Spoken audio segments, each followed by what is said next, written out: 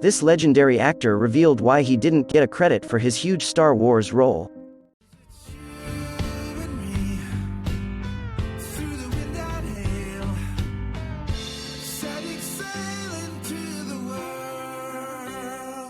But before we start, please take a moment to give this video a like, subscribe, and hit the bell so you'll never miss these great stories.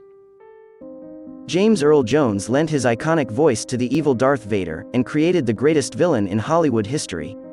Seriously, this Star Wars bad guy wouldn't be half as cool without Jones' menacing tones. Yet the veteran actor's name didn't actually appear in the credits for the first 2 Star Wars movies. Crazy, right? So was this just an oversight, or is it another sign of the curse that has seemingly followed the role around for decades? It's no surprise, of course, that so much discussion is focused on this iconic Star Wars villain. He is everybody's favorite love-to-hate bad guy, after all. But did you know that, in the movies, Darth Vader was actually played by 3 different actors? Each player was responsible for different aspects of the role, but Jones provided arguably the most defining feature. So where was his credit? He was a prominent member of the cast, too. At the time, you see, Jones was an Academy Award-nominated and Tony Award-winning actor, thanks to the play The Great White Hope, which had also been adapted for film. He trod the boards on Broadway throughout the 70s, too, and, following Star Wars, would star in films such as Coming to America, The Hunt for Red October, and Conan the Barbarian.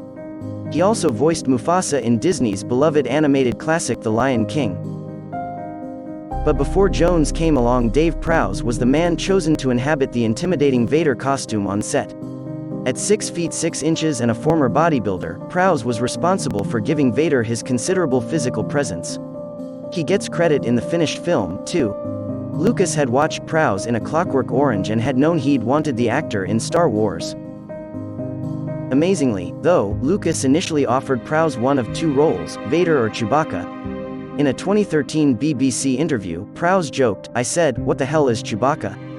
It's like a hairy gorilla." When he found out Vader was the film's villain, he said, "Don't say any more, George. I'll have the villain's part. You always remember the bad guy." And he was right, wasn't he? Yet only Prowse got a credit, and Jones didn't. This is even more baffling when you consider that the Star Wars cast was filled with a mix of well-known names and newcomers. Mark Hamill and Carrie Fisher were virtual unknowns when they first played Luke Skywalker and Princess Leia, respectively. Harrison Ford was also fairly new, though he did have some experience, having played a small role in The Conversation. He also worked with George Lucas with American Graffiti. Other cast members had more established reputations, though. Some of the more experienced stars of the film included Alec Guinness as Obi-Wan Kenobi and Peter Cushing as Grand Moff Tarkin. Guinness won an Academy Award in 1958 for The Bridge on the River Kwai and also starred in classics like The Ladykillers and The Lavender Hill Mob. Set decorator Roger Christian believed Guinness' casting helped legitimize George Lucas, then still a young director. "I honestly think he held the production together," revealed Christian in Cinema Alchemist. "When Alec turned up, always on time, always polite, it gave a credibility to George that he might not have had without someone of Alec's stature." Christian felt Guinness's mastery of his craft inspired the entire cast and crew to do their best work. Cushing was similarly experienced and, in fact, even received billing in Star Wars above Guinness, despite his role being smaller. An extremely famous name in British horror, due to his association with the Hammer horror films, Cushing had also played Sherlock Holmes and starred in 2 Doctor Who movies. He reportedly mentored Fisher, which helped her navigate her way through her first huge movie role. So where did Jones fit in? Well, while Prowse played Vader and delivered his lines on set, he would be in for a nasty surprise when it came time for the film's premiere. As he sat in the audience, horror dawned on him when Vader began speaking. He told the BBC, "I thought, oh my goodness, that's not me." After the movie finished, Prowse revealed that he confronted Lucas, who allegedly only then confessed, "We got James Earl Jones to come in." Most observers understood that the problem was Prowse's accent. He grew up in Bristol, England, and had a thick country twang. Carrie Fisher admitted to the BBC in 2016, "We called him Darth Farmer." Prowse didn't believe his accent was the issue, though. His understanding was that the Vader mask made his dialogue unintelligible and muffled, and Lucas simply couldn't fly the Englishman out to Hollywood to re-record everything in time. Despite any personal disappointment, though, Prowse said Jones was a great choice for Vader's voice and the two men even became friends. Disappointment would rear its head again for Prowse when it was decided that he wouldn't be the man under Vader's mask for a pivotal scene at the end of Return of the Jedi. When Luke Skywalker came face to face with his villainous father for the first time, veteran English stage and screen actor Sebastian Shaw played him. He was only on screen for 30 seconds but made a huge impact. When interviewed by Starlog magazine in 1987, Shaw admitted, "I've no idea why they fixed on me. The point was, they decided that they needed a very experienced actor to play that very difficult scene. It wasn't easy to bring off." Shaw also revealed that his casting as Anakin Skywalker, Vader, was an extremely cloak and dagger affair. Shaw told Starlog that he wasn't permitted to see the script of the scene he would be filming until he officially signed on to the role. He added, "So secret was it that my actual contract said that I was to disclose my role to nobody, not even my nearest and dearest." Shaw abided by his obligations and didn't say anything publicly until Lucas gave him the green light in the aftermath of the film's release. All in all, even though Prowse was the predominant person playing Vader on set for 3 movies, his relationship with Lucas ended badly. In fact, during a 2007 interview with The Void, he admitted they hadn't said a word to each other since 1983. What happened that soured things so badly? Well, some think Lucas could never forgive Prowse for allegedly revealing an enormous Empire plot spoiler to a journalist. Prowse told The Void, "Star Wars became this huge phenomenon, and when we started working on The Empire Strikes Back they got paranoid about secrecy. To the point where they'd courier the script pages down to you and you'd have to learn your lines the night before." During the course of the Hush Hush production, Prowse was contacted by the Daily Mail. The journalist, according to Prowse, was ostensibly there to write about his weightlifting career. But Prowse claimed the reporter ambushed him by asking, "You know you're being killed off in this movie, don't you? And another guy's playing the dying Darth Vader?" Prowse didn't believe Lucas would do that to him, so the journalist asked if he had a call sheet to inspect. Prowse revealed, he looked at it and it said, "Dave Prowse, Darth Vader, Studio 1, and underneath it, Sebastian Shaw, Anakin Skywalker, Studio 10. He finished the interview abruptly as soon as he'd told me all this, and the next day the Daily Mail had the headline, "Darth Vader to be killed off in the next movie," in an exclusive interview with Dave Prowse. "And that ruined my association with Star Wars," lamented Prowse. "I was ostracized while on the movie, the producer and director wouldn't work with me and Lucas wouldn't speak to me. I had 6 weeks of purgatory." Even though Prowse did work on the 3rd movie, he claimed things were never the same between him and Lucas. "As much as I've tried to tell my story, Lucasfilm had set their minds to what they wanted to believe," alleged Prowse. "I never received an apology from them." In 2015, Prowse addressed the feud again when he said, "People ask, what went wrong with George Lucas, but to be honest, I still don't really know. All I know is that I am one of the film's best characters." In truth, Prowse's sad story likely started the fan rumors of a Vader curse. But they went into overdrive after the trials and tribulations faced by the 2 Anakin actors in the prequel trilogy. Both Jake Lloyd, who starred in 1999's The Phantom Menace, and Hayden Christensen, of Attack of the Clones and Revenge of the Sith, have had a tough time since being in Star Wars. Lloyd, who was 10 years old when he played Anakin, was widely lampooned for his acting by fans and critics alike. In 2012 he told The Sun, "My entire school life was really a living hell, as he was bullied by schoolmates." As an adult, Lloyd was diagnosed with schizophrenia and in 2015 was involved in a high-speed chase with police that saw him crash his car. Christensen hadn't even been on a major movie set when he was plucked from obscurity by Lucas, and his reward was a couple of Golden Raspberry Awards for Worst Supporting Actor. In 2015 he told the Los Angeles Times that he felt undeserving of his fame and Hollywood status, so he purposely retreated from Hollywood. His most high-profile movie after playing Anakin was 2008 sci-fi Jumper.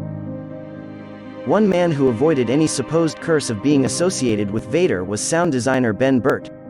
He was a key individual in the creation of Vader's iconic voice. In the script, Lucas had written that the Sith Lord speaks in an oddly filtered voice through his complex breathing mask. It was Burt's job to translate that description into reality. Burt's initial take was to focus on Vader needing his suit because it kept him alive. In this iteration, it was a full life support system, meaning Vader would have made a lot of noise as he moved, with motors loudly humming with each movement of his head. Bert soon realized that this would have been too much, though, and dialed back on the noise considerably. Bert revealed in Anakin Skywalker, the story of Darth Vader, that keeping things simple was a better way to go. He said, "We learned what we really wanted was just an icy, cold, mechanical breathing." In the end, Bert used the regulator from his scuba gear to achieve the sound he was looking for. Yes, that's right, Vader's iconic heavy breathing sound was actually the sound of Bert breathing through a scuba regulator. The Sound Supremo explained, "Then I'd edit those breaths into every scene with Darth Vader and try to match the breathing rhythm of the speech, which of course was the voice of James Earl Jones." Jones' bass-heavy, Shakespearean delivery wasn't Lucas's only option for the Dark Lord, though. In fact, it came down to Jones or a legendary actor-director. At the 2015 American Theater Wing Gala held in honor of Jones, Lucas made a speech that referenced the other actor in the running to voice Vader. Lucas revealed, "I created a villain. I knew the voice had to be very, very special. And I had to make a choice that was a tough choice, but an easy choice, really, between Orson Welles and James Earl Jones." As tough as that may be to believe, yes, Lucas really did consider Citizen Kane's Orson Welles to voice Vader. Luckily, he went with Jones and the rest is history.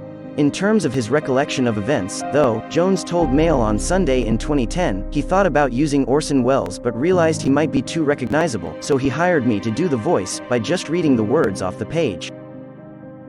So, we've established that Jones was hired over Welles, but why did he receive no credit in the first two movies?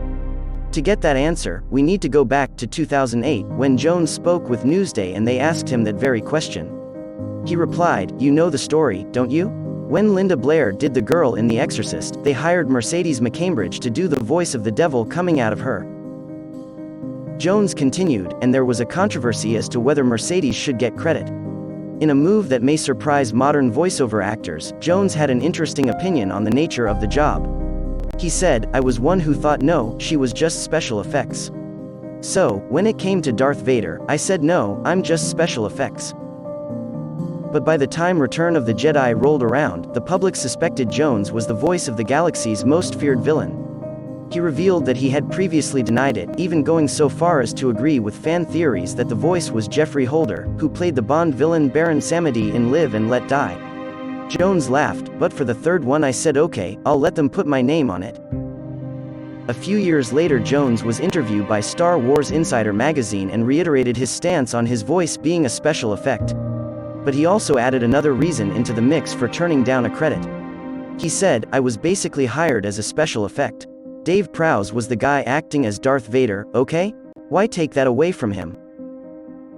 In December 2017, the Hollywood Reporter blog, Heat Vision, republished snippets of earlier interviews with Jones. In one, he spoke of an unexpected source providing some vocal inspiration for Vader during the recording of dialogue for The Empire Strikes Back. But it only came after he was initially rebuffed by Lucas over some of his ideas for Vader's character development. Jones remembered Lucas admitting that the production didn't have a handle on what had worked about Vader's vocalizations in the first movie, so just wanted to repeat the same style for the sequel. Jones wanted more, though. He revealed, "Naturally, I wanted to make Darth Vader more interesting, more subtle, more psychologically oriented." Lucas wasn't having any of it, though, much to Jones' chagrin. He said, no, what we're finding out is you've got to keep his voice on a very narrow band of inflection because he ain't human, really." So, that was the answer. To aid Jones with this performance, Empire director Irvin Kershner stepped up. "Kershner gave me a soundtrack with him doing the voice of Darth Vader," revealed Jones. "It was scary as hell. Kershner was scarier than I could ever be." On top of this, Jones admitted that Prowse knew none of his line readings on set would end up in the film, so he didn't take great care over them. This made Jones' performance, aided by Kershner, more important than ever. There is one final revelation in this saga of Darth Vader's voice and Jones' credit, though. Jones opted to receive a flat fee for his vocal performance in the first movie, even though the possibility of a contract with a cut of box office revenue was on the table. He revealed, "I got paid $7,000, now that was for only 2 hours work. So, to me, that was like I was rolling in a bunch of clover." In hindsight, though, perhaps it was a bad call given how Star Wars went on to become one of the biggest franchises ever.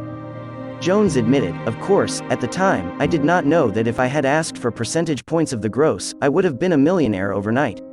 A tad frustrating, maybe, but in truth no one knew the movie was going to be so successful, not even George Lucas himself.